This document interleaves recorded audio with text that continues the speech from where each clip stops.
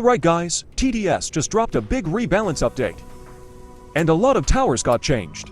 In this video, we're focusing only on the golden towers, what got buffed, what got nerfed, and how strong they are now. Let's get into it. Alright, let's take a look at the changes. So, Golden Scout got a small nerf. But honestly, he's still really strong in the early game. But that's still super cheap for what he does. Level 3 now costs less, but also deals a bit less damage. And the max level lost 50 damage. But that's honestly not a big deal since it only costs $3,400 to max. So overall, this tower is still insane for early game. And remember, he has lead detection and hidden detection, which makes him even more valuable. Even after the nerfs, Golden Scout is still really good. Alright, now let's talk about Golden Crook Boss. Because this one changed a lot. He's now more of a mid to late game tower. And the focus is way more on the units he spawns. And let's be real, his goons were already strong in groups before. Now they're way better. The regular goons got huge buffs. Lifetime is now at 100 seconds. Spawn rate is 45 seconds. 40 health. For damage, everything got improved except range, which dropped from 20 to 17, but honestly, that's not a big loss. The Tommy goons were also buffed a lot. More health, more damage, more range. The only nerf is they spawn slower every 50 seconds, but that's still fine. At level 1 Tommy goons have slightly less damage, more range, higher fire rate, more health. So yeah, these goons are going to destroy enemies. Now Crook Boss really feels like a DPS tower, not just a support spawner. He now has flying detection at level 0. And his base cost is $2,000 to $150, which honestly feels fair. Early levels cost more, but they also deal more damage, similar to normal Crook Boss scaling. Level 2 and level 3 follow the same pattern. At level 4, he has slightly slower fire rate, but still 36 damage, more as before. Fully maxing one costs $60,000, which is expensive, but if you place all 5 Crook Bosses, that's around $300,000 total. And for that price you get insane value. So what do we get? Flying detection, tons of strong goons, big range, high DPS.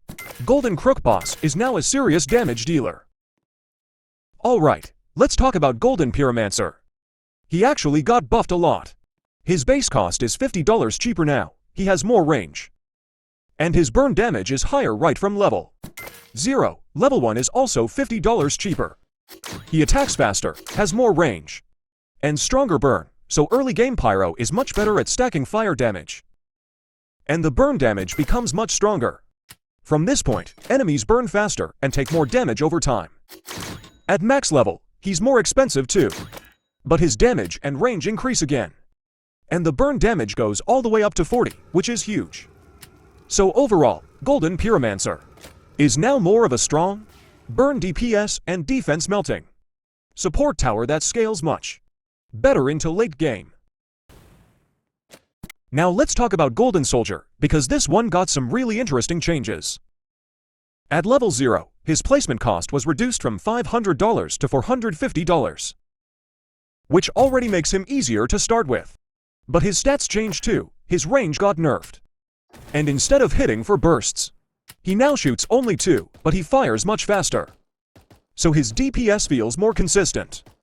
Level 1 is a huge economy buff. The upgrade cost dropped from $250 to just $100, making early upgrading way smoother.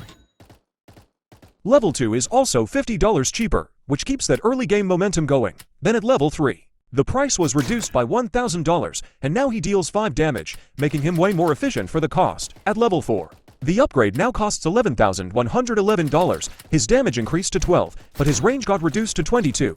That's to less than before. So he hits harder, but you need smarter placement now.